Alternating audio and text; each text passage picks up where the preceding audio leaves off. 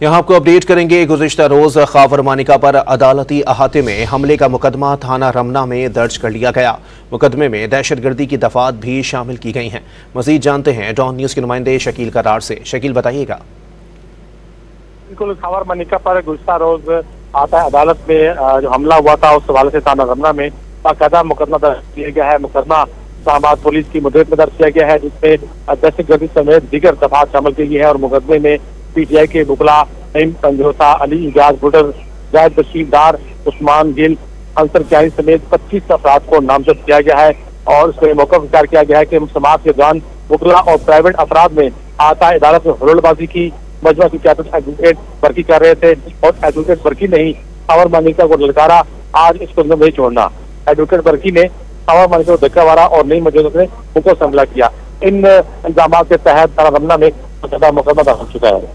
जी, बहुत शुक्रिया अब्दुल हकीम अपडेट करने के लिए।